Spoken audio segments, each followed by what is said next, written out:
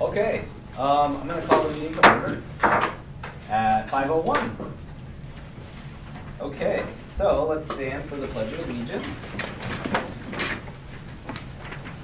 I pledge allegiance to the flag of the United States of America and to the republic for which it stands, one nation, under God, indivisible, with liberty and justice for all. All right, thanks for coming, everybody, members of the audience, and I believe, we'll get to that in a minute. We have some community comments, but I'm getting ahead of myself. So, thanks for coming visitors. First item is to approve the meeting agenda. Can we have a motion to approve the agenda? So moved. Second. All those in favor? Aye. All those opposed? All right, motion carries. 5.0 is to, I changed it. yeah, That's not that's the why one. everyone's confused. I gave you a Sorry. new one.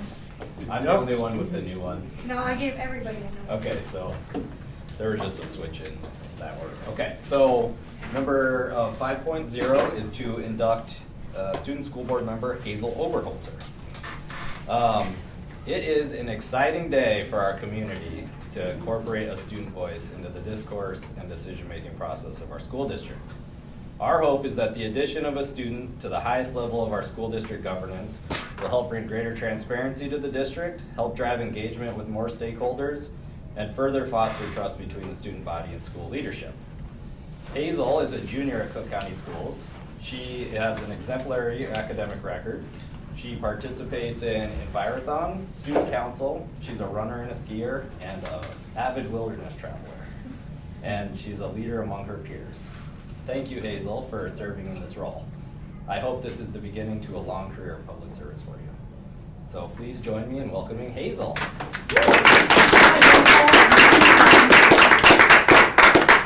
All right.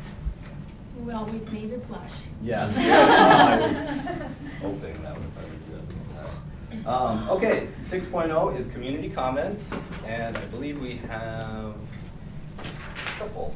First up is Maria Burnett from Grand Portage. Okay, it's just real short and sweet. As part of MD statute, section 124D.78 requires Minnesota districts, charters, and tribal schools with 10 or more American Indian students to have an American Indian Parent Advisory Committee, AIPAC, and cites that school boards in American Indian schools must provide for the maximum involvement of parents and children enrolled in education programs for elementary and secondary grades, special education programs, and support services. So in order to be in compliance with the statute, district charters and tribal schools are required to submit annual document compliance by March 1st. So we do have the documentation that you are, that ISD 166 is in compliance. And we had the chairperson of the LIC sign off yesterday, and they did a vote of concurrence, which happened on 2/26/2020. And I am presenting the APAC presentation of vote of concurrence to the resolution of the school board for 2/27/2020.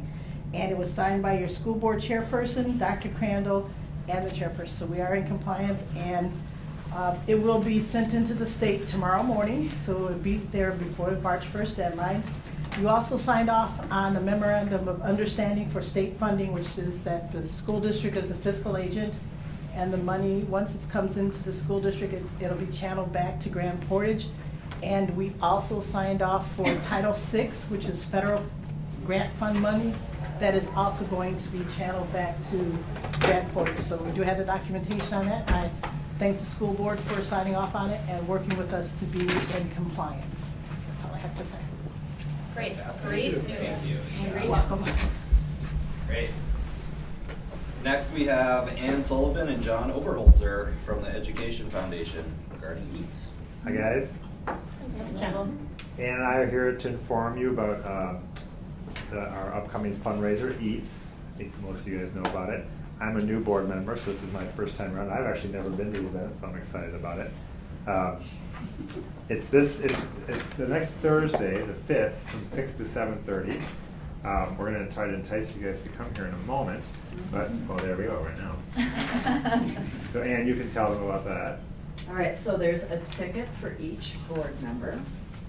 And we would like you to come and be our guest.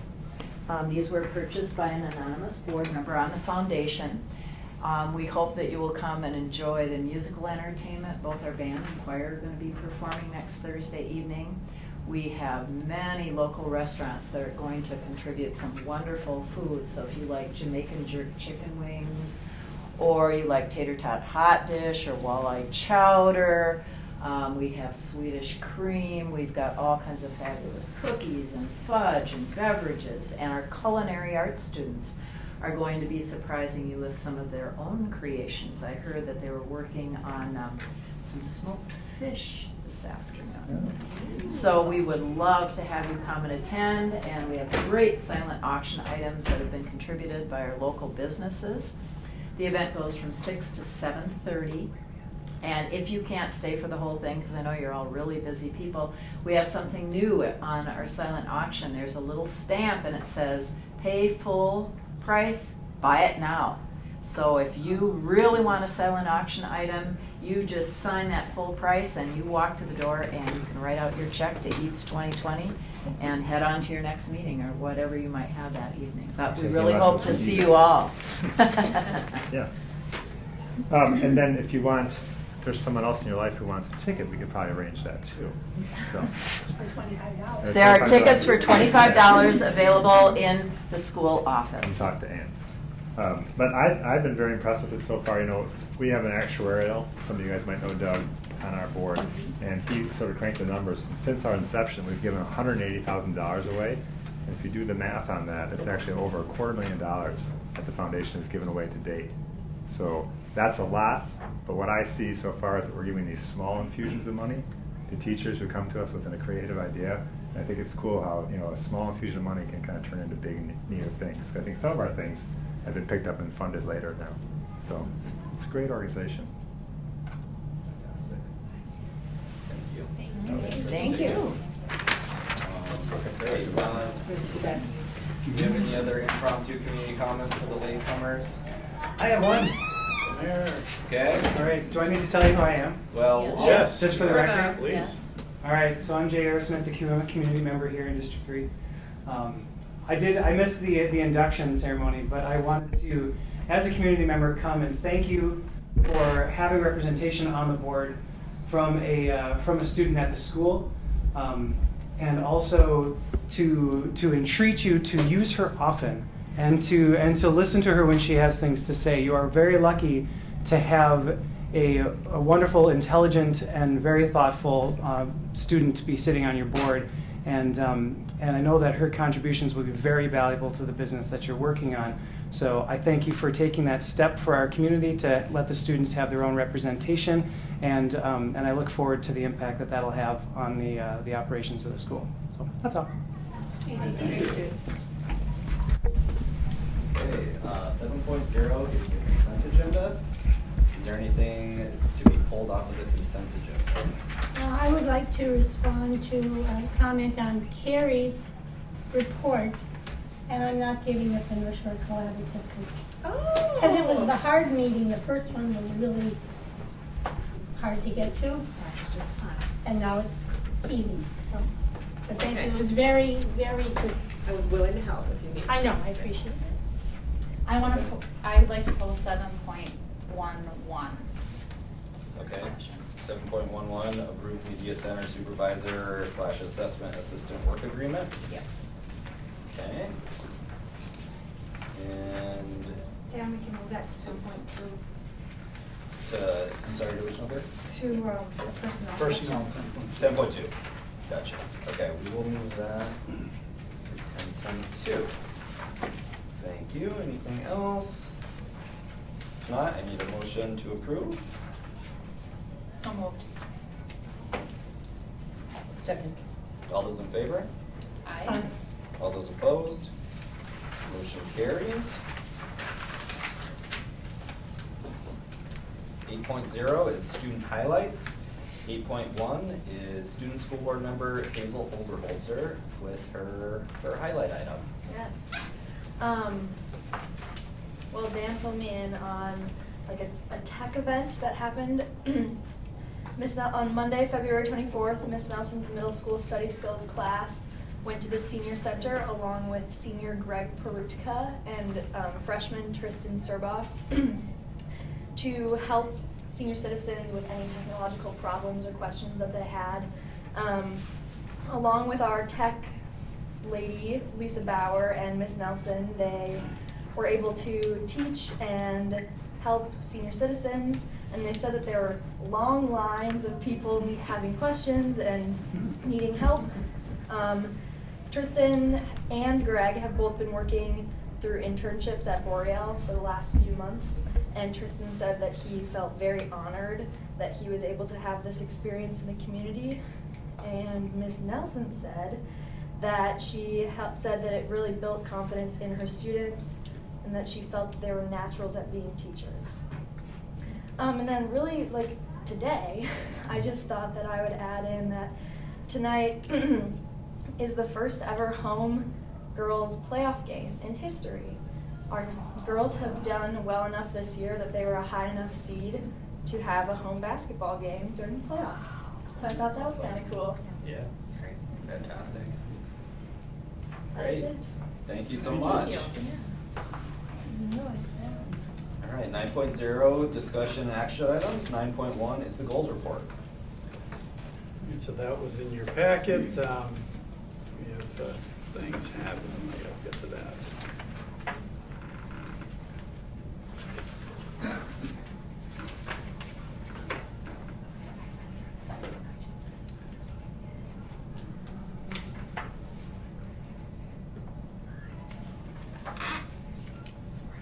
So in there, we got the diversity day coming up, and I know that our middle school and high school staff have been working on that, as well as our elementary with the Seeds for Change.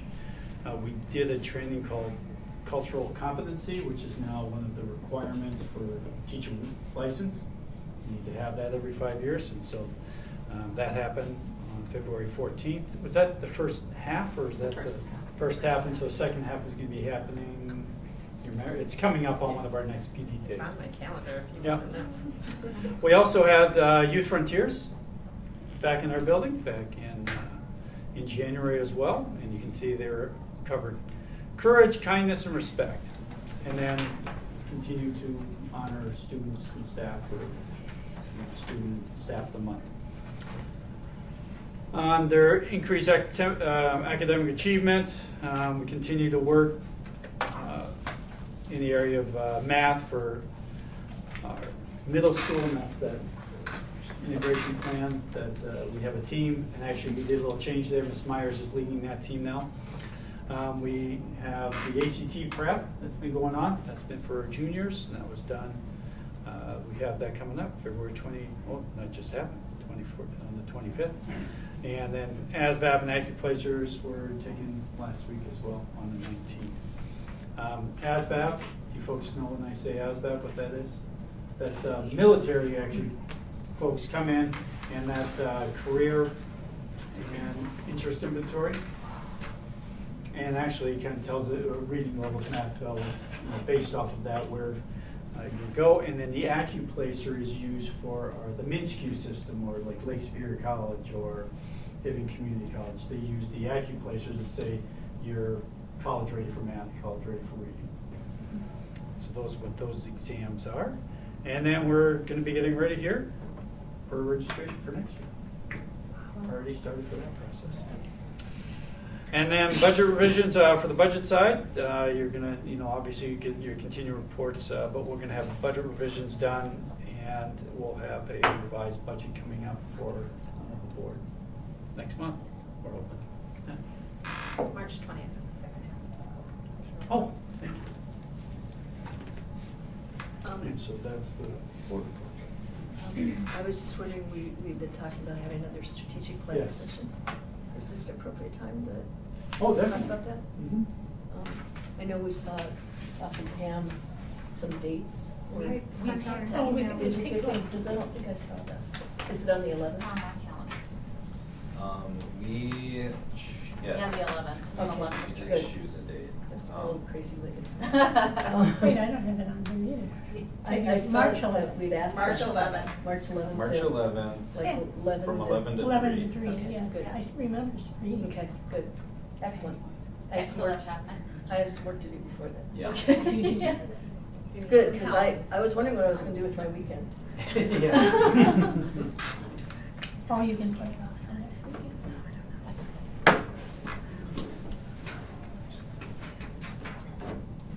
Okay. All right. 9.2 is the bond update. And on the bond update, not much going on there. We had a few bills, and they were under FF&E, furniture, fixtures, equipment. And so that's the only action there. We still have in the neighborhood around 200,000 in our Fund 6, which is where the bond funds are. So working with Tom, there are a couple of lingering things out there that he's aware of, so we just have to finalize what those are.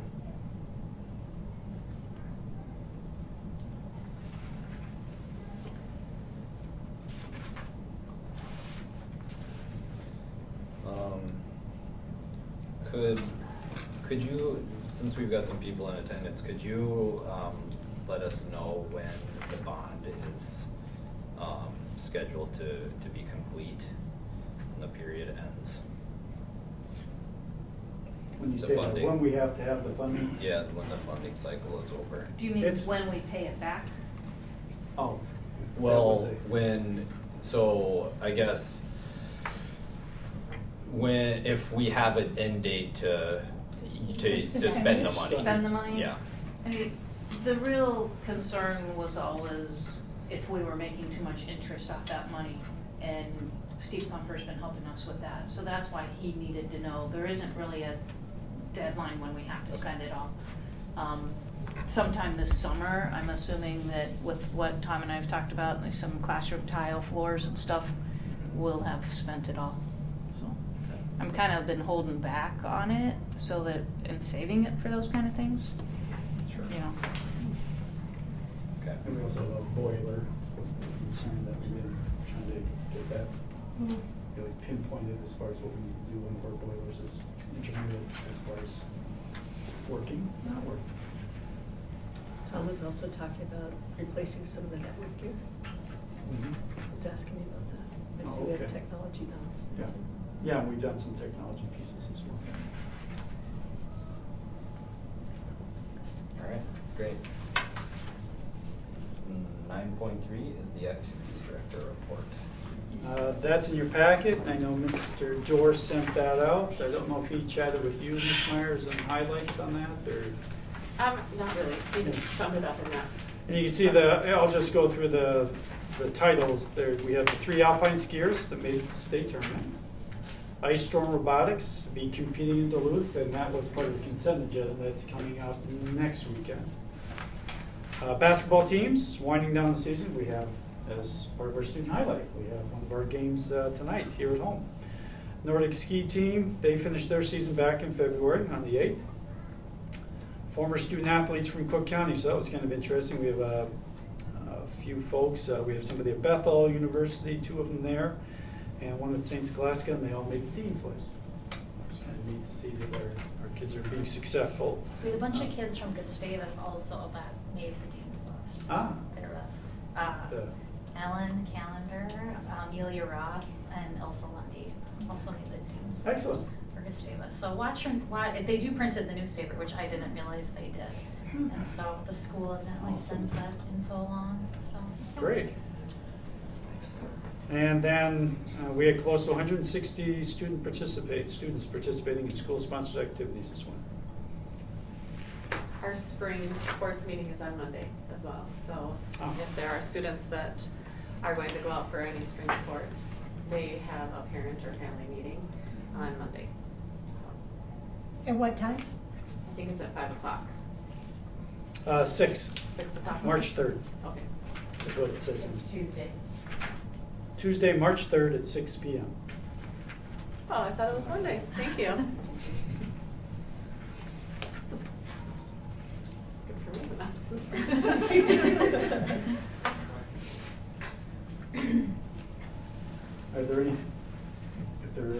questions that the board may have, I would recommend that they shoot an email to Mr. Dorr. If the girls win tonight, they will be playing at UMD on Saturday at 4 o'clock. Oh, really? Oh, 4 o'clock? Saturday, yeah.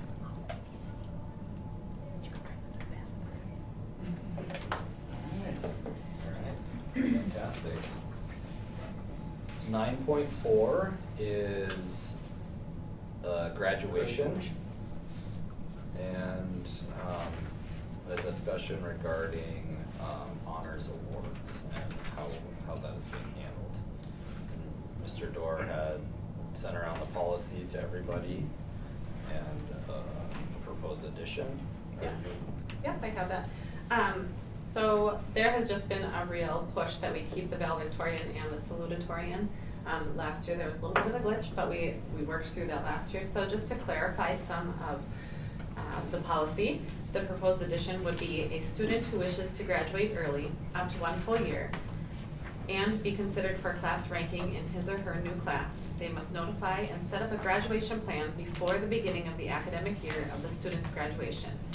This plan must be approved by both the school counselor and high school principal.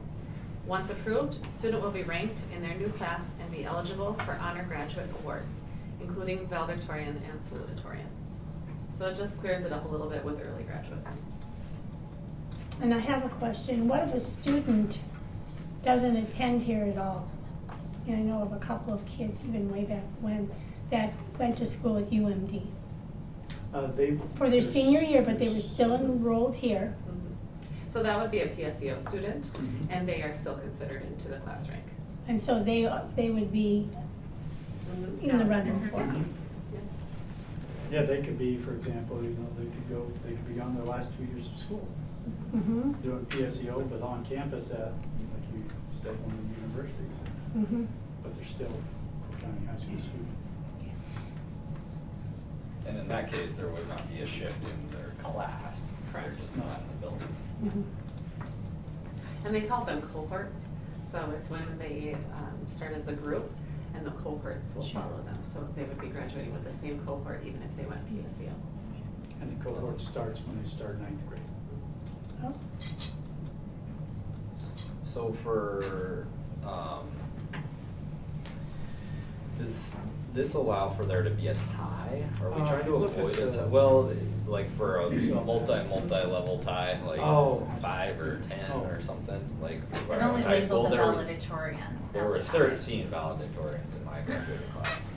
And my daughter. And I was not one of them. My daughter had 40. Yeah. Yeah. 44.0. And I think if that's the case, we should honor all of them, I'll be Sure. honest, because they worked really hard, and Yeah. being second with a group of your peers is a pretty big honor. Yep, okay. The deal is, part of that is there's monetary compensation that comes along with it.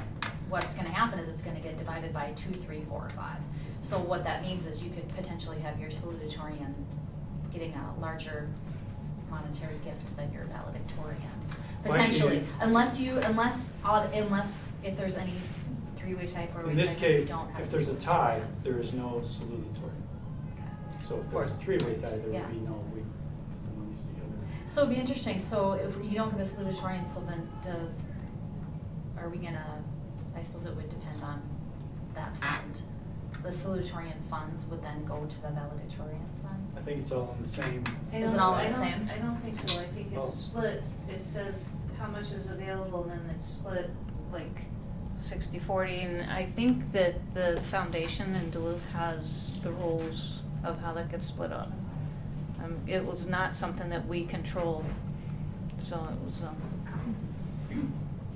Yeah, I would wanna make sure that what we decide in our handbook is okay with what potential funds are gonna happen. I mean, cause if they have a prohibition, like if the fund says we will give for a valedictorian and a salutatorian and that's it, maybe we should get some clarification on that, so we're not. Well, We're not in a perhaps spot. we go to the funders and say, here's the situation. We Yeah. think this year we're going to have 3 valedictorians. Yeah, it's their choice, they get to pick. It's their call. I mean, Yeah. maybe they'll put up 3 times the amount, or maybe it's Yeah. divided and. Yeah, so this is an outside source of funding. That's my So the, understanding. It Duluth is, Foundation? it's under control of the Duluth Foundation right now. And they email us and say, you have up to this amount of money available. And we ran into a few years where they didn't have any money available because the fund didn't do as well. Right. And so we've been keeping that amount the same for a few years to make sure we have money in the next year. I don't know the amount yet for this year. I get really frustrated because they can't tell me that right away because they have to wait and see how the year finishes up and stuff for them. Yeah, we even had a few years where you contacted some other. I went outside and fundraised Scholarships. myself Yeah. because I didn't think it was fair that the two as high-ranking students didn't get any money from this foundation. And we've had some other scholarships that nobody applied for or wasn't eligible, Right. weren't eligible, that are specific to Cook County, and I think those were some of the ones, actually, I know one year we did that. Yeah, I know. The person just said elected to give the money to the other students. And this isn't based on the third quarter of their senior year, so we do have time to work it out. So it's not the day before they graduate on the last grade, so that's kind of And- nice. And the day before graduation, what is the cutoff date for a student having to have all of their work in to graduate? That would be Ms. Myers would know that. There is a date that we set and we let the students know. And it's a hard date. It is. Do I have that date? No. I don't have it off the top of my head, but I can get it. No, for the next but meeting. just that it, so it's not We like can send that out to the board. the week before graduation or something like Right. those. who And we gra- know, we know which ones are at risk of not Mhm. graduating, and we work pretty individually with each of those students to make sure that they're either on track or we're finding a way to get them the work that they need to get done prior to that date. Mhm. I'm assuming that we don't have a situation like we did last year where we have somebody graduating early this year? At this time, no. Okay, so the fact that the policy is happening now isn't, it's not an issue for No, this year? it's just for future. Okay. So we- Hazel, how much are you and your classmates familiar with this monetary award to the Not at all. valedictorian? I was gonna ask, like, what are the qualifications? Well, valedictorian, you're number one. And you just get it. So If it's you're not number one, like you a get it. carrot for you guys necessarily to be the top of the class. I think for those top three, it is. Yes, it is. But, Okay. I know I have a few friends who are kind of the top three of the senior class who are really thinking about it, but yeah, I mean, I don't think that the rest of the class really cares. Well, okay. Appreciate that. So are we thinking that we are going to add this to the student handbook as for next school year? Okay. That would be my recommendation, because I think we would be working backwards. Yeah. And kids were not able to do that if they were gonna graduate early this year, Mhm. although we would have had knowledge of it. It's just not a thing this year. Okay. But I would say that we should approve it for next year's handbook Mhm. and for policy. You could also say something about it at the end of this year so that incoming juniors would know before the beginning of the year. Perfect. So the board so taking action on this now would be for applying it to next year's handbook. 2021 school year. Okay. Well, it would hold And I- this school Well, year we would too, need why it, not? we would need it by May because we're giving them that full year. Sure. I just thought we would incorporate this to all of the normal updates that you do every year. And so when you send, but we don't do that till August. Right. In I would say August, we we need to do approve that. all of those handbooks and things, and so, Right. But if we do it now, taking Hazel's point, the juniors need to know yeah. now or soon.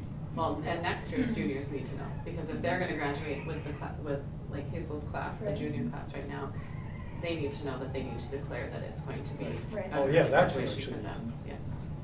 Yeah. And what if somebody moves into our district next week, joins this class, and they're in the running? That would be something that would be share? I mean, do we not, I mean, that's in the new policy. I would have to reread the student handbook about when you're joining, if you could come in. Because I don't know if there's a caveat about that. I thought I read that in the policy. That Well, it was- says- Maybe you did. Yeah. No later than the beginning of the fourth quarter. Okay.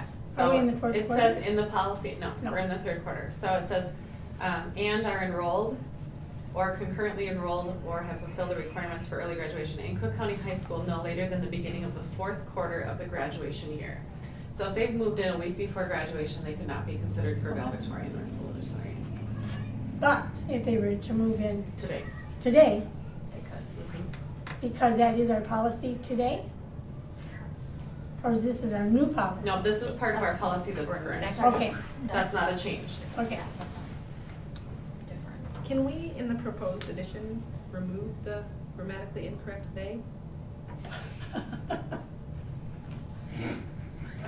How is it Well, spelled? we'll leave you up to make No, that you just motion. take strike the they out, because it says a student who wishes to graduate early, comma, something or other, and then it says they must, and it should be just must notify. The they just needs to be struck. I don't have. I'm a dork, I I can't don't control. know. Pronoun doesn't I match. could remove, or I could just respond to Mitch, and he Yeah. could probably do that. Um, Can't control myself, guys, I'm Okay, sorry. so to have the greatest effect, we should take action on this now with a plan to provide notice of the change to The to sophomore student. and junior class, yeah, but this is becoming. Yeah, so you make that and with the directive to administration to notify the student body of these changes. So you make the motion? Yeah. Okay, I'll make the motion that we incorporate this change, and inform the student body that's going to be part of the junior class, and also that it be added to the handbook for next year, the 2021 handbook. Did I get everything? That was all I heard. I'll second that. Any further discussion? All those in favor? Aye. All those opposed? Motion carries. Thanks for that change, I think that'll help. 9.5 is discussing the unpaid meal charges policy, policy 534. So everybody was emailed our current policy, or it was in the packet. Yes. And then Pam put a proposed change on your desks, and it's on the second page, under section 3, letter C. So MSBA just revised this policy. We currently have the MSBA model policy as our policy. They recently released a modification to section 3, number C. Currently, C reads, reminders for payment of outstanding student meal balances will not demean or stigmatize any student participating in the school lunch program. There is a proposed addition of, a meal will not be taken away from a student with an overdrawn account. And so that's the proposed change right now, is to add that sentence. Basically, it clarifies the preceding sentence that we will not demean or stigmatize anybody by addressing a particular issue that has happened in the state, by saying if a child is handed a meal, it is not going to be taken back from them. There were some issues in some other districts where that was happening. A meal was handed over, and then it was determined that, you know, their balance was, you know, overdrawn. The meal was taken back and thrown in the trash, which is a really unfortunate thing to have happen. And this is not like Minnesota, this is. And the that is not nation. in this school school either. It's not. Right. Yeah, to be clear, this is not being brought forth because that's what's happening here. We have a compassionate staff, and our practice and policy does not allow for that. Everybody who needs a meal is receiving a meal, and that's the end of the story. But, you know, I think it's important that we, you know, I think there's a certain level of symbolism in doing something like this that is positive. It just is clarifying that this is an issue that we understand, we're paying attention to, and we want people to know that you know, we have all our kids' interests, you know, at the front of our mind. So that's why it's being brought forth. So that being said, I mean, this policy is, you know, there's more to this policy than that. And frankly, we may very well be seeing some of the changes to this due to the legislative activity this year. I know that there's a lot of talk about it, but I'm advocating to get out in front of that, at least with this change. So looking for a motion to adopt the proposed language from MSBA. Yes. Just so the board knows, as Chair Shirley shared, all our students get a meal. A lot of the kids will come up to the person who does the point of service, and there's a little keypad, they punch in their number, and then it comes up on the screen and they can see what their balance is. Because they'll come up, hey, do I have any money? Can I get something from the auto cart? Can I get another meal? And they go, oh. Then they know, yes they can, or no they can't. And our kids indeed get to have the regular meal, not a cheese sandwich. We do not have an alternative meal. Makes it- But they have to take a meal versus they can't go through the a la carte. Right. The other piece Ms. Myers implemented was that they can get extra vegetables and extra fruit.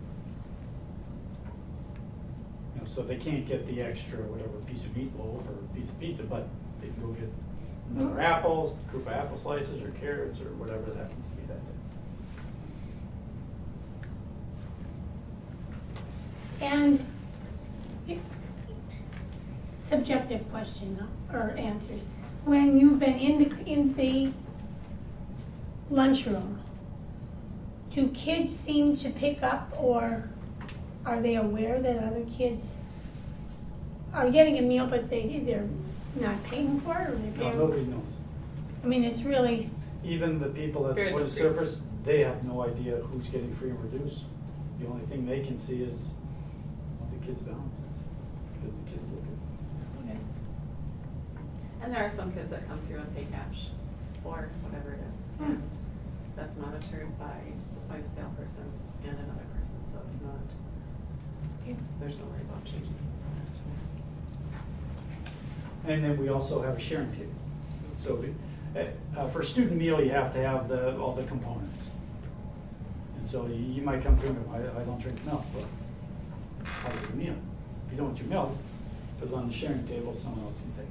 Well, I don't want the fruit. You still have to take the fruit option. If you don't want it, you can put it on the sharing table. Nice. Not a lot of cookies on those sharing tables. Just another piece. That You've checked? Always. She the- monitors you. It's pretty much always the milk and the fruit. Okay, I will make a motion to approve. I'll second it. Any further discussion? All those in favor? Aye. All those opposed? Okay, motion carries. 9.6, approve expenditure revenue report for January 2020. So moved.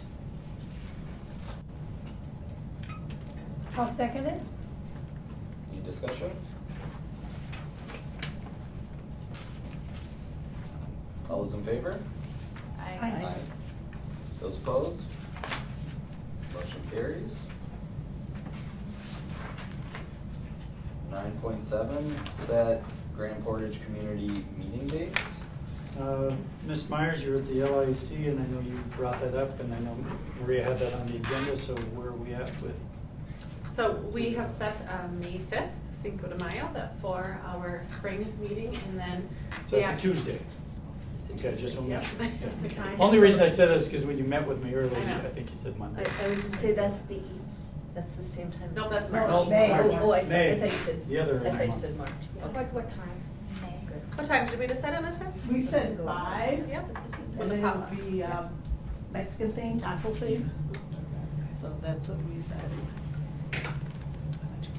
So is, No, they were this is serious. just Yes. for potluck, we're Yeah, doing kind of a open potluck. dialogue. Okay, Yeah. okay, at 5.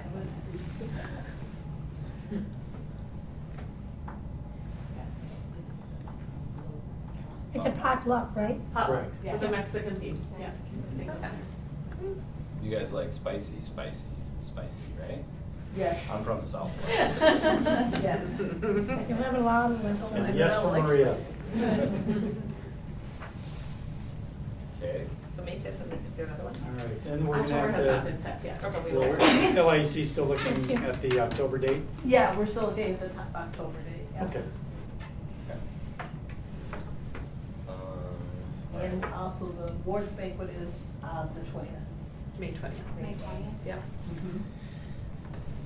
Do you have a time for that? That's at 5. Potluck, right?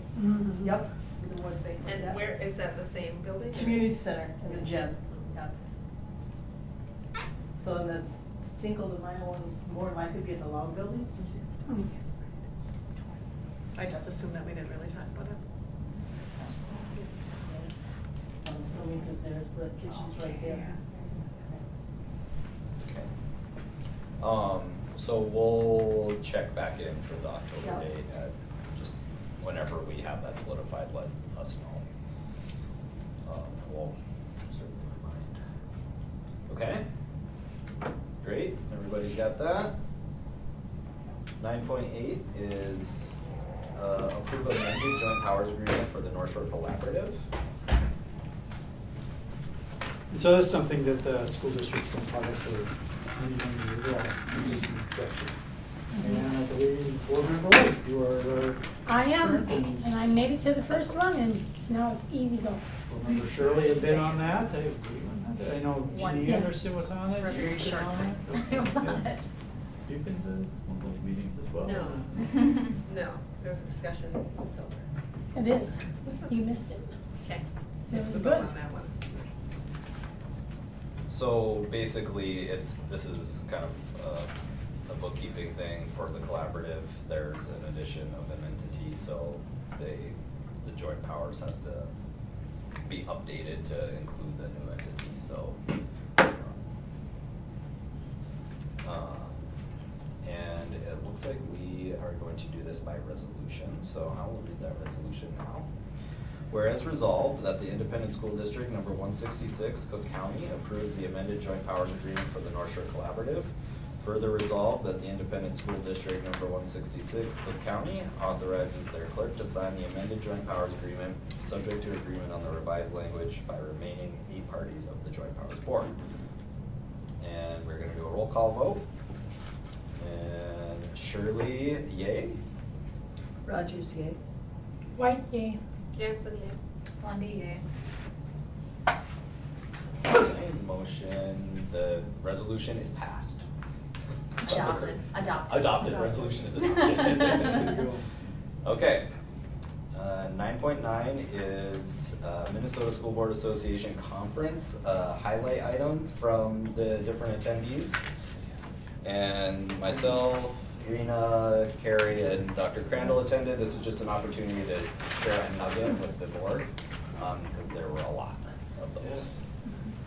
I think I've got mine. Did you keep yours or did I still have mine, yeah.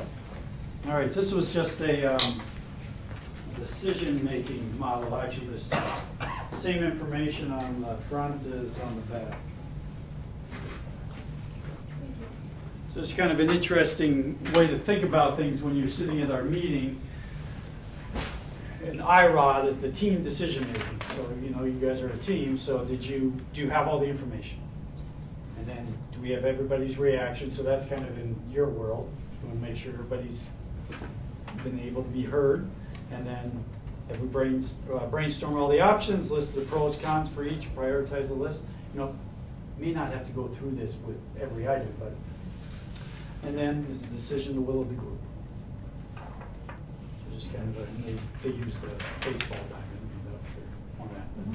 Just thought it was something, just to think about as a board, operating as a board, just to kind of go through these things. Do I have enough information?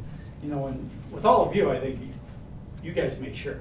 You know, you're asking questions, to make sure you do have enough information to make an informed decision.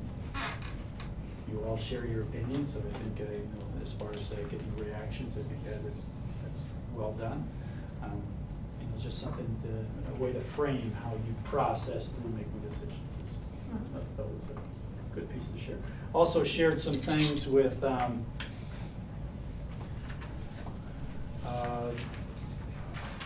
one of they do these little, what do they call it, the coffee table chats, and I actually sat at the one with the Army recruiters. So I had a little ASVAB piece, but one of the things they have, and March to Success, I believe I already shared this with Ms. Myers and Mr. Dorr, that they have ACT, prep stuff, it's all free. They have a thing, a program for biology. They have a program for chemistry where you can go in and take like mini quizzes on chemistry and biology and ask questions and such. So they have a lot of neat things for education.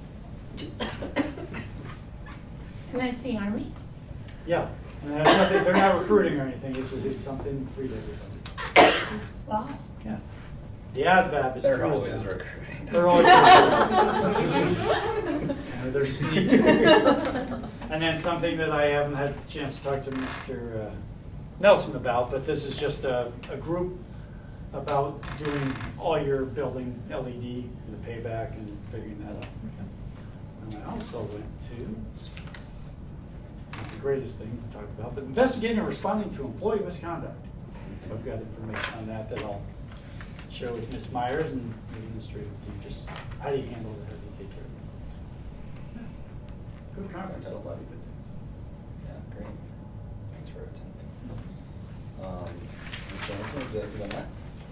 I think maybe the highlights that I recall being worthwhile is I think, and Rita and Dan were at the same training where they suggested that we can have MSBA go through all of our policies. It's not a very big charge, and it would really kind of cover us very well, and I think that might be something worth looking into. And just another thing that I thought maybe would be worthwhile, the poverty simulation experience is a $500 experience that we could bring to our staff, or I don't even know if maybe they do it for students. And I was not so shocked on the information on poverty as much as the response of the privileged folk in the room to poverty, and I thought it was that was my kind of like, I was not aware of the extreme ignorance and stuff. Mm-hmm. And we have a high poverty population in our schools, so might be particularly for staff members. What was kind of the takeaway from that experience? So they set up a simulation, and when you come in, are given a new identity. So I was a 19-year-old with a baby in a homeless shelter with a man who was part of my family. You do everything as a family. He was part of my family, but he was not the father of my child anyways. So I was one of the more impoverished of the poverty simulation experience, but other people had houses and they have to go through living on a tight budget, and you live a month where you have these objectives, and then you come out of the experience and you kind of have a debriefing. And it was the debriefing piece that I was like, oh, these people really, there are people that ignorant out here that don't understand that people don't just have money because they have money. Sure. So, yeah. Meaning they have to decide how much they may or may not spend on food, or do they? So they're already given a packet that says this is what you do and this is what you make and these are your objectives. Like my objective was to have a house by the end of the month, which I did. I was a success. But not a home I owned, but a home I rented, a place that was not the homeless shelter. And you go through different There's banks, and there's like a pawn shop where you can cash a check without having a bank account, and there's social services, and there's the utility company, and there's a place where you have to go for a section of time of your week if you I do not have a job, but if you had a job, you would go for a section of the time to your workplace, and they accepted applications at the workplace, and I don't know, it's kind of a fun thing. And I think, I mean, at the cost of $500 for a training for the entirety of the staff, it's actually very affordable. Would open their eyes, Do you- because they come from one perspective. Could it be broader than just staff? Could we make it more of a community event? I think that would be a discussion that somebody would actually have to call this company and have. So I gave Dr. Crandall the information when we were there. It could be a valuable community experience if you want it. I mean, I imagine that would be another 5, like, you know, multiple experiences or something. At least all of the elected governing officials, because they make decisions that impact people that live in this county. Maybe like the Joint Powers Board. You know, because So you I got the think EDA, that's you set got up a for variety of something like people 40 there. or 50 people at a time, so like we could probably do our staff, but because our staff would be the quantity approximately that they can do, it would have to be a separate one to, unless you just invited a few people to the one the staff is doing. Right, we can take a look. It was cool. It was a cool thing. It was fun. It was interactive. It would be a little different from our standard PDD day. And Yeah. Cool. Great, thanks for attending that. it was fun. So the one thing that I did attend there was the policy and public engagement, which I attended with these two, although they quickly separated us. They made us count off and go to different groups. And the part that I really was interested in doing, and I found interesting when we were there, was the whole public engagement piece. They had, you know, people around a table, and you had a whole list of things, and there was a question like, what makes a great school? And you had like 5 pages of stuff, and you had to pick your top 3 things. And then at the table had to agree on 3 things, which was an interesting discussion. There's, you know, one person became the moderator basically, just kept it moving, one person took notes. Then each table had to present their top 3 things, and one table had been asked, because we were all like school board members, and you know, it was a pretty homogeneous group and a few administrators. So they had one group say, okay, you guys are gonna take the perspective of your parents or grandparents who are looking at a community for school. And they did have different things than the rest of us actually, because we were all like, you know, teachers that think any child can learn, and we were all we were that stuff. And then they were like safety, you know, and so it was just interesting. And then we all got like stickers at the end, and we had to go vote for 2. And then, so you ended up with a list, you know, that had some priority to it across a room of probably 100 people. And it was just interesting process. I know when we talked strategic planning last time, we talked about how do we bring the public in? How do we start bringing them in? How do we start understanding what they care about in the school? How do we start changing that conversation? And honestly, I'm doing the exact same thing at the county right now. I'm looking at that same model for doing some public engagement at the county. I just think, it's just it's very friendly. You're not asking them anything controversial. You know, it just gives people an opportunity to be a part of your thinking, your values, the things that we think about as we're developing a strategic plan. So, I mean, I'm hoping that we can include that when we're talking about strategic planning, but how we want to do that. So, that was good. I enjoyed it. Yeah. Great, fantastic, thank you. So I attended many things with Carrie and Rena, so I'll echo some of what they said. A couple of aha moments and takeaways for me though were, one, regarding community engagement and specifically volunteers.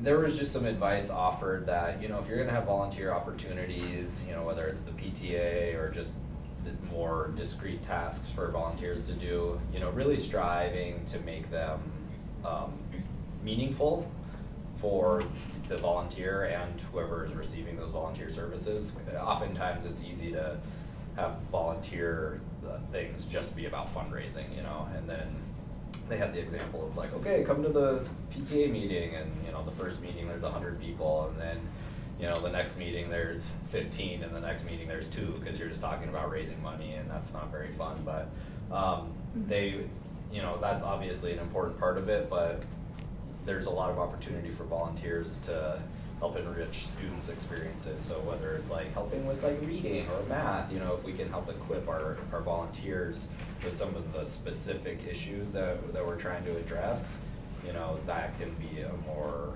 it just engages your volunteer community more, and just kind of builds on itself. People get more bought in, and perhaps it's more effective for achieving your goals. So I thought that was just like a good, simple piece of advice.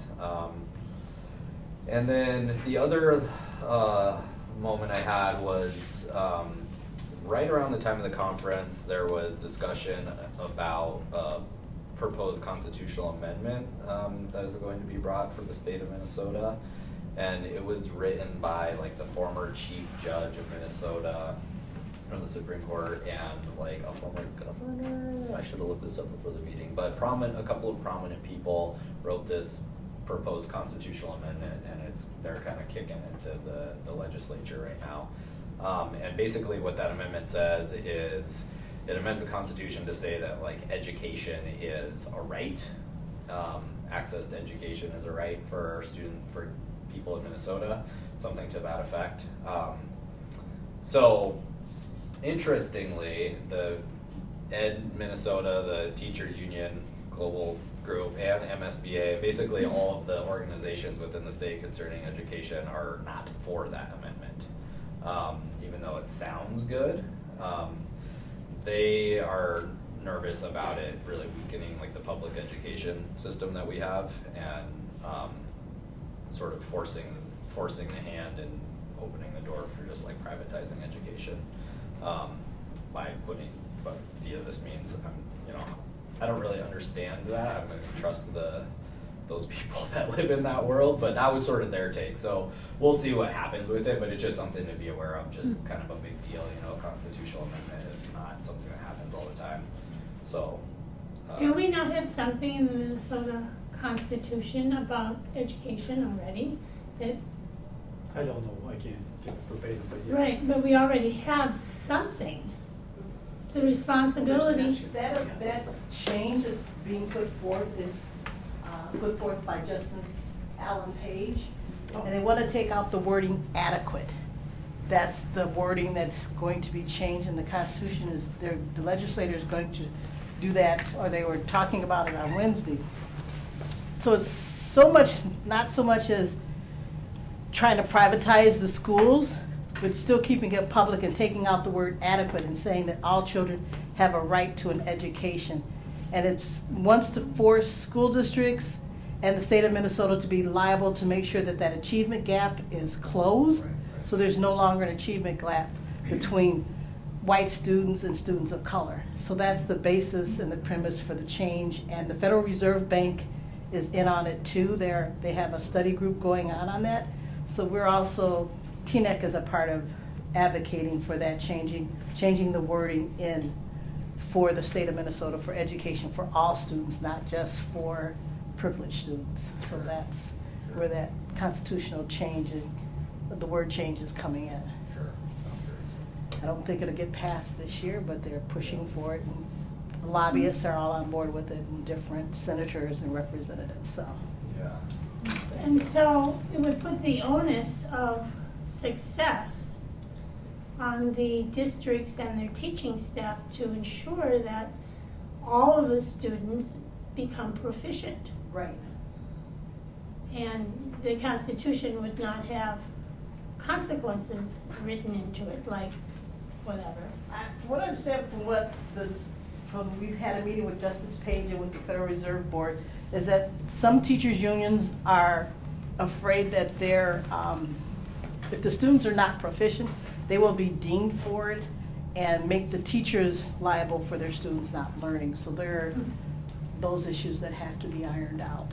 So, yeah, it is, like Tan said, it is a worrisome, and most people think it's trying to privatize and take out no public education. But it's for all students, not just for, because you've already, the gap for those students that are in private school are even higher than the students that go to public school. So it's for all students to have the right to a public education, so.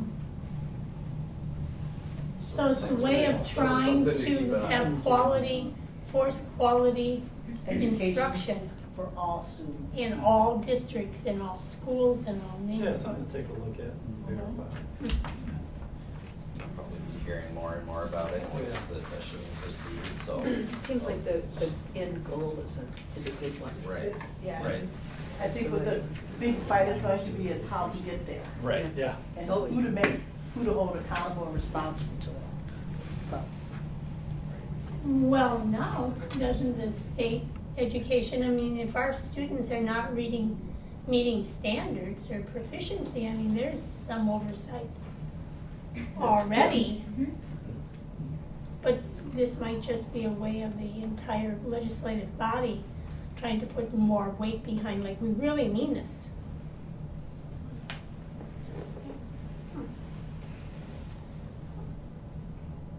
Okay. Thanks for everybody for attending. I'll just give a final plug to continue to do so. It's kind of a trek to go down to Minneapolis for it, but I think worth the while. So thanks for everybody who has. Okay, 9.10 is the approval of the custodial contract with Cook County.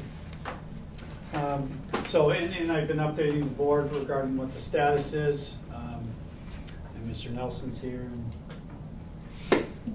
Ms. Rogers is You always want me to stop here? I can go plays there. two roles. But the agreement that we have in the packet has now been changed. And it's, because it was for professional services, what you saw, and actually what the county commissioners had approved. That's more. Based on, when it gets right down to it, legal issues where, as a school district, we can't just hire out our services. And because of that, it's not acceptable to go on that route of the one that you saw in your packet.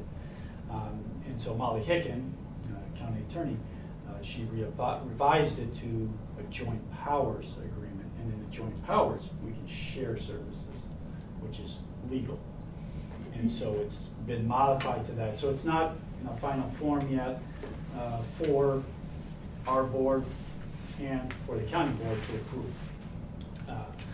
What I'd like to do is continue, and there are a few other items. I know Board Member Lundy had presented a couple of those to me, and I shared those with the group that's been looking at it. There have been Molly Hicken, Mr. Nelson, Dan Shirley, and Lena Rogers as the, what's your title for the county? Interim county administrator. And so we've been working through a lot of those details. There's still some items to get ironed out. What we'd like to, what I'm suggesting to the board is that we do not approve it at this point. But as soon as we, that group that I just mentioned, are working on it and come to the conclusion that, hey, this is a workable document, that is joint powers, that we, if need be, have a special meeting to put it into place. And I'm not sure what the county board would be doing. At the same time, I asked the. I'm never sure what the county board is doing. At the Oh, same did I time- say that out loud? Well, the county did approve it as it was, so Yes. I'm assuming that they'll approve it as a joint powers. What I'd ask the board to do is, just through discussions with Mr. Nelson, is part of this overall thing is that we're going to have someone in place to provide cleaning. Like permission from the board or directive to, let's find out if there's somebody even out there. And are we looking at one or two people, Mr. Nelson? One, so we need to see if we have a qualified Hopefully there is individual. one. I mean, that's the concern now. That's the concern. And so we'd like to put that interest out to see if there is interest. one thing I would like to say is I would like the word draft to be attached to this, because, you know, whether it was intentional or unintentional, you know, the way this is kind of unfolded and I've heard on, you know, our media outlets, is it was kind of like a foregone conclusion that we were going to approve this evening. And so I would like draft to be attached to this, and it to make clear that this is a negotiation and that this is a draft, and we haven't settled on anything yet. And this is not, I mean, we have to work through some things, and we need to get their opportunity to review it and put our stamp of approval on it before the commissioners approve it, you know, because they approved it, it kind of has the optic that it's going to get approved. And so that's one thing that I really would like to see the word draft included in discussions in this and stamped on this document, because I think that's very important. And once that draft gets discussed, I'd like to see that again, because obviously, and I won't go to all my concerns. I flooded your email boxes. I apologize, but I'm also was on the Y board for 3 years, and so I know the challenges that the county has had with cleaning that facility. And so I do not want to leave anything to chance, because if you don't define it, there's going to be confusion, and somebody's going to say, oh, and when the same people are not sitting at this table next year and have that conversation, it'll be like, oh, well, that's the issue with this change of boards that we have all of the time. We need to make sure that we've got something that protects us. I'm looking out for the best interest of the school. Yeah. And so we have to make sure we've got something that we can live with. And if I could, as county administrator, not as a board member. You're gonna put your county administrator hat on? This is challenging with you. It is challenging. It's challenging for me Yeah. as well. I know your concerns. Yeah. And certainly we're all in this as a partnership, trying to find the best solution. And when I drafted what I drafted it with Mr. Nelson, walking through what he wanted out of scope, what he wanted in scope, you know, how he would do that, and put as much detail and objectivity as possible. And tried to address one of the other primary issues, which is communication, and who owns that, so that he doesn't, I'm trying to protect him against his own good nature and his helpfulness by taking that, by putting that back to the county as the primary communication. So I take that very seriously as well, because I do know those things, that they're sustainable, should be unambiguous, and they should, whoever is trying to administer them later needs to, you know, really be able to read it and come to the same conclusions as the people who were originally at the table. So I take that very, very, very serious. And as I've told Dan and Dr. Crandall and Tom, if there's something that I missed in that process, I have no problem with adding it if there are pieces in it that people feel need to be added to make it work. So I just wanted you to understand my intent in this is to solve a problem, but also to prevent problems. And that's the spirit that I drafted it in, and I'm completely open to whatever changes might need to be made. I thought one copy that I sent over did have draft on it, so I'm not sure. They've been going back and forth quite a bit. The one we with Molly. received, I did Right. not have. Right, well, they've been going back and forth with Molly, so Yeah, that but probably it's- got removed somewhere. Okay. But- And one issue is that you were saying, you know, it's a foregone conclusion. I hear it on the radio. Yep. Maintenance, we're gonna do the maintenance. No, and that's the other big That's word. the big word that's been coming up in the public. We're doing the maintenance. No. No. That's not what this says either. No, I know. And, but that's- yeah. No, and- but that's unfortunately what's Right. being said. And when I was on the radio, I said, Yes. you know, because they asked me, you know, Yeah. what happened to the board, and I said, look, this is still gotta go to the school board. This is, so I tried to be clear, you know, as you know, in Cook County, Yep. communication takes on a life of its own. Yep. I'm happy to go back on and clarify this more, but that's certainly not my intent. In fact, we went back and added definitions, custodial, maintenance, made that very clear as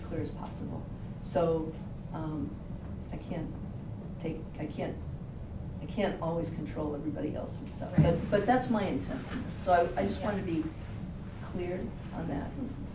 Now I'll be quiet. Well, I heard you Thank on the you. radio, and it was Joe that introduced, we're gonna talk about the maintenance contract. And then you did a really good job.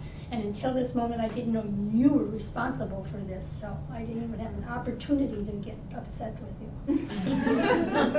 But now you can. It's too late. It's too late, Cheeks. I know. Okay.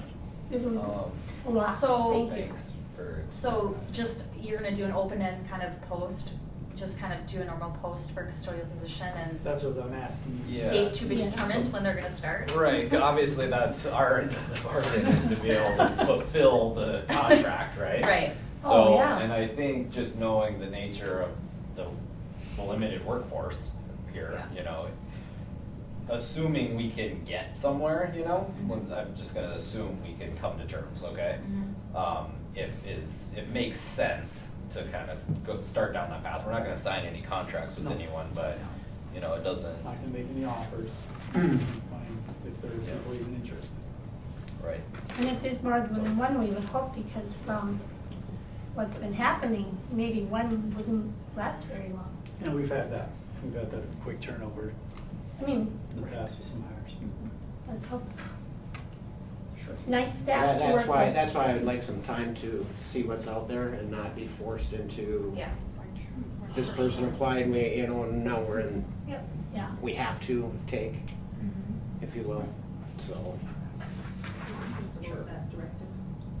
I would agree that. All right. Do that? Recusing, right here. Do we need a motion I- for that? you can just That's say a directive. That's Yeah. good. Yeah, We got a that. directive. Okay. Now that we have this item on the agenda, We don't need to do they anything. don't need to, if There's there's no no motion motion, on the table. nothing happens. Okay. Okay. Thank you for your time Yeah, we and, will and, make it and if you have suggestions. More? And, I mean, Dan. Well, actually, the nice you know, thing is that Rena's right in the thick of it, I am, Tom is, and Dan's Yeah. gotten into it. Yeah. But when we share the draft with you guys are looking at it from a, Different. even in the thick of it, we know exactly what this sentence means, and all of a sudden you look at it and go, hey, well, you guys have to find something here. Yeah. And that really helps. And you pointed out a few of those Yeah. items already, so thank you. Yeah. Yeah, and I think if there are more comments or questions or suggestions, you know. I will send out the most recent. Please. Yeah. And That would then be we'll nice. integrate that stuff for the next round of draft. Look, thanks. I gotta come back to this table and sit here with you guys. You do, remember So- that. And now you're next to me. Right? So there's You're- nothing. This was strategic. There's nothing more than I want for this to work. Yeah. So, and if it can't work, then I'll move on somewhere else. Okay. Just wanna be clear about that. No, you're staying No, here, not and the from the county board. will move on. No, No, no, no, move on for Oh, other plans. for Custodial taking services. All right, thank you, everybody. 10.0 personnel, 10.1 approve hire of registered nurse. Alex Ermitinger, I believe. Ermitinger? Yes. That's what she told us, that's how it was pronounced. Fortunate to find her, so she is replacing Allison Heron, and at the same, along the same model. She is, as a registered nurse, she supervises our LPN, who's here every day, so we have someone in the nurse's office every day. She, just like what else she did, she monitors, she answers questions, she looks at the health plans and gives directives and directions to our LPN. And so we're pleased to have her on board, and she jumped right in. Actually, she even has somebody who's gonna come and be a former student possibly from our area who is looking at becoming an RN, who wants to do some time here to see what it looks like to be a skilled nurse. So, yeah, so I'm gonna recommend, this contract is the same contract that we had Allison on, though it's been all prorated as far as number of days. We did add some extra days, 1 or 2 extra days just for training. but otherwise it's the same contract based off of the number of days that would be finished this year. And who was the board member on the interview team? This one? I wasn't on this. This was, Mr. Dorr took care of this one. Okay. Pam? I'm trying to remember. I was in on it. Pam is this. Allison was. No, as a nurse, I know we have. Or were you- Allison. We've always had a board member on our teacher positions. Not teaching positions. We just did it for Oh, I all thought, positions. yeah, so did I I. didn't realize it was teachers I don't specific. know, I don't think we haven't No, we haven't done done it for cooking staff or paraprofessionals. your staff. Well, Well, I I'm think happy we to should. invite it to Drivers. such a thing. I'll probably Well, say no I mean- 90% of the time, but. If you're gonna say yes to it, then you have to I say was yes at an once. interview today, so I do them occasionally. Okay. Okay, so moved to hire. I'll second. Further discussion? All those in favor? Aye. Those opposed? Motion carries. 10.2 is approved media center supervisor assessment assistant work agreement. Well, So, and that was up in so the the- reason why that I requested to have that pulled from the consent agenda is because this is my thought process on this, this is, that group of confidential employees. Myself, I like to see all those contracts together, just because a lot of that language mirrors, and I think it makes sense to wait and approve those all together. Just because I think if we approve this with this language, maybe that's gonna affect a different contract and positive or negatively. So I would like to just hold off, and obviously it has nothing to do with the person, it's more about negotiation strategy and the process of doing this. So I think confidential employees, I would like to see, because for me, we have it all together. And I'm thinking back on that I always appreciate that we have the time in closed session to discuss it before we have voted on things, so that we can kind of discuss everyone, and we do that with this particular one. And that seems like it's been standard practice. Yeah, that is one reason why we can go to closed session, is for negotiation strategies, so we can. Although the review of the contract doesn't necessarily need to be a confidential No, endeavor. the strategy. The strategy The piece. strategic part of it, the numbers, Mhm. obviously part of it is when, we can use our closed session. But that's, I feel like in the years that I've Yep. been here, that's something we've always done, is like, hey, this is what we Yeah, did, this is we why have. we did it, and kind of bring you guys abreast of Sure. Yep. the situation. And it seems like this is non-typical for what we, compared to what we've done. Yeah. And from what I understand, the other contracts in that group are forthcoming. Yes. Yeah. We already have the next meeting set up for Okay. negotiations committee. Okay. That's next week, isn't it? So we got- So we have, it's coming up soon. Yes. Okay, so we'll look for an update on those, and when the time comes, and address it at that time. Okay? Yep, thank you. 11.0 administrative reports, 11.1 principal report highlight item. Well, I have a long list now. So, the readathon, I just want you to know, our students read over 56,000 minutes in the elementary. So Mr. Dorr and I will be competing on trikes on a race in the gymnasium. Oh, when is that? We don't know yet. Tell us though, right? Yeah, maybe. Do you have Mr. Nelson on your team to, maybe do something on a particular wheel? I don't know, I'm thinking one hand tied behind his back and he's gonna get the little trike and I'll get the other trike. But we're working on that. And then we also have a surprise principal stunt, and I don't even know what that is yet. So that's very exciting though, that our kids read that much. It's just a very positive thing. Which within our class school. won? Oh, you had to ask me that. I have a top 5 and I can't think of it now. I want to say it's Miss Barris's class, but I'm not positive on that. I can get that to you guys too. Also, both Mr. Dorr and I went to our association conventions. So I went to MESPA Institute, where you go and you learn about hot topics in the principal world. and he went to the NASSAP board, which is similar to MSBA, just so that we can learn about those hot topics. The interviews, we conducted an interview today, and we had an interview for a school counselor, a licensed school counselor, recently. And we will also be going down to the job fair in the cities to work on filling some of our open positions. Like others have mentioned, the cultural competency, it was just, I attended also because I have to renew my teaching license. And I just thought it was a very positive conversation. It was closed, so it was only Cook County school staff. And it just lent itself to be a very positive culture in there. Would you say, Carrie? I would agree. Yeah, I just thought it was a very good feeling being in there with your colleagues and with everybody that you know. It's my relicensure year, so I kind of pushed it on, because this is a new thing with Pellsbury Right. that this is a requirement. And it's not easy within to the get. last year, Right, so right. Yeah. if I don't go to this, I have to search it elsewhere before June when everything has to be finalized. So they were kind enough to welcome me in when Absolutely.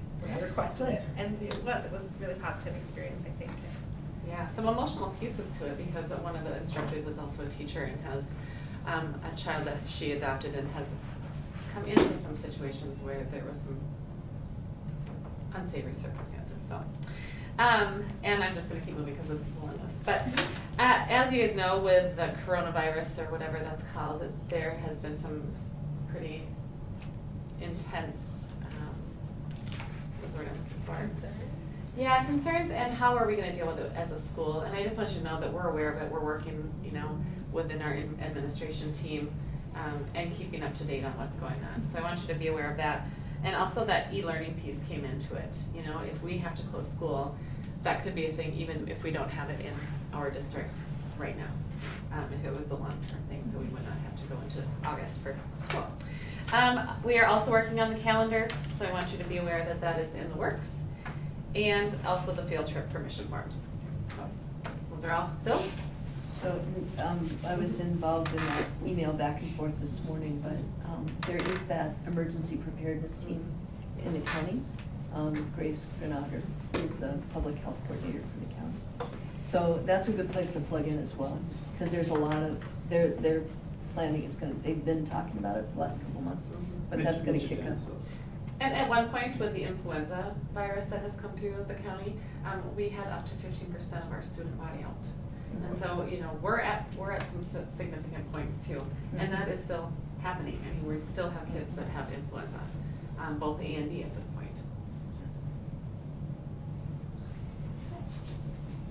Did the counselor position, we did not get an acceptance at all? Tomorrow is my deadline for that person. Okay. Yep. And we have additional applicants at this time. Oh, good. So we might hear more about that at our next meeting. Correct. Thank you. And 11.2 is superintendent report, highlight item. All right, board had asked at our last meeting the status of our app, and it may have changed because I asked Pam, she got to meet the next day. So last month, we had downloads on Android devices were 64 and downloads on the Apple, the iOS, 132. So close to 200 folks there have downloaded our app. So that's kind of neat. That's our communication piece that we've been talking about. Just want to share some kudos for our board member, Ms. White. With her, myself, Maria's not here, and then John Warren. 2 years now we have been in compliance. That's outstanding. I think it's really due to the relationships that the four of us have as a group working together and making it work. Grand Portage, so. Yeah, I really want to give hats off to administration, Yeah. and this includes Mr. Dorr and Ms. Myers too, and to Dr. Crandall, of course Deb also. But we had years that this was not happening. And so I can't applaud you enough for getting us where we need to be, and I just appreciate it and continue on. And I know the 14 years before. You do. So I just thank you for all your work. It has made a difference. Oh, and also helps in Miss Bishop's here as well. She's Yes. on the LIC, Yeah. and of course Miss Myers attends those as well. And I get there when I can, and Mr. Dorr does. But you know the work, and Miss Yeah. Bishop's at the table Yeah. every time. Mm-hmm. So it's just She's thank a you. real asset. Thank you for being there. Yeah. That's important work. It's And that helps. 25% of our student body is from the Grand Portage. Yes. Mhm. area. 24-25. This is reaching a lot of student needs. Oh, definitely. It's a very involved group of parents. Mhm. And then the donuts and cookies. We did bus driver recognition day yesterday. Oh, So these we are got I like saw some that, and I seconds. want to applaud that. And we That's a really nice saved picture. I some. saw- Okay. Knowing that we missed last week's school board recognition, so thank you all board members. Kind of going to Mr. Shirley's statement about, you know, continued for Hazel. This is your first public service, but thank you all for your public service and all you do for the educational commitment that you see needed for the students in Cook County. Thank you for all that you do. And if you would like a Christmas cookie. They were frozen. They have They're been fine. covered. So that's what those are for. I'm sure they're young. Lori trusts them. Yeah, she had one this morning. Talking about the I'm going to be at the Capitol next Tuesday, and then I'll be back down at the Capitol 16th, 17th, and 18th. Next week, I'm down with the area superintendents. One of the pieces that we're going down to speak about is Grow Your Own. We're trying to get some funding for Grow Your Own in our region, and actually specific to us and Cloquet, because we're in districts that have reservations in our district, Sounds our good. attendance boundaries. Could you explain to Rena, grow your own or into the public? It's like. So Grow Your Own is, actually there are almost two facets to it. One of them is looking at students currently in our schools. And more specifically, students of color, and actually more so Indian students, to get them interested in education. Right now, Fond du Lac has a class of an introduction to education.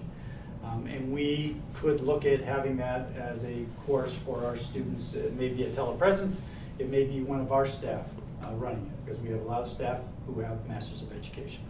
And that would be the focus group, and it would be open to all of our students.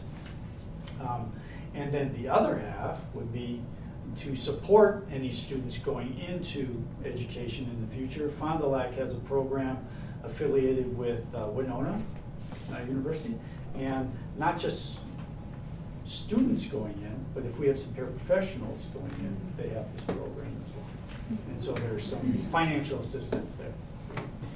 And so that's what the Grow Your Own program is to grow our own staff. And we need staff that represent our population. And we don't have a large, and we have some, we don't have, you know, a full contingent of staff that represent our population. So that's what it's all really focused on. Would this grow your own provide dollars, like if we had a staff person working in the school who was interested in becoming a counselor or doing something else to help? Their focus is on teachers right now. Teachers. And counselors are, yes, that's a licensed area, but it's not technically in this, Okay. this plan. We have a few, I know we have two teachers, two individuals interested in becoming teachers. They don't have to be color, but they're actually working into areas that we have need. Mhm. Yeah, so that's that's the big item that I'll be pushing when I meet with legislators. And that's next week, I'll be down next week and the then, week after you will be. right after St. Patrick's Day. And we'll expect an update. Oh, yeah. Yeah, I think actually, yeah, I'll be able to update because I'll be coming from the Capitol to our board meeting. So it'll be fresh on your mind. And what's the topic for that trip? Same thing? Yes.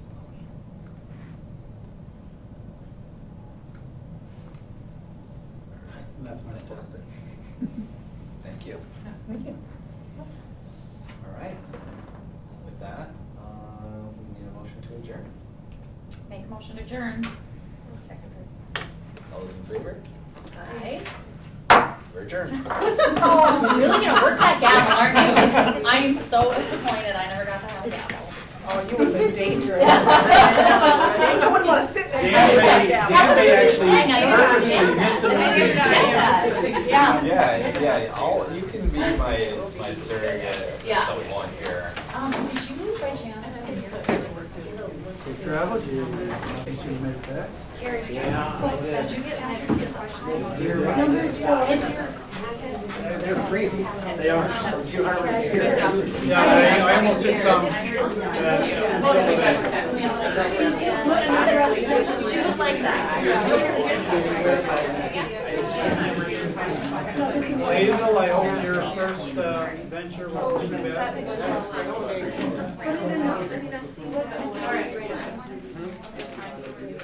No, what time this is gonna be over? Oh, yeah, no, I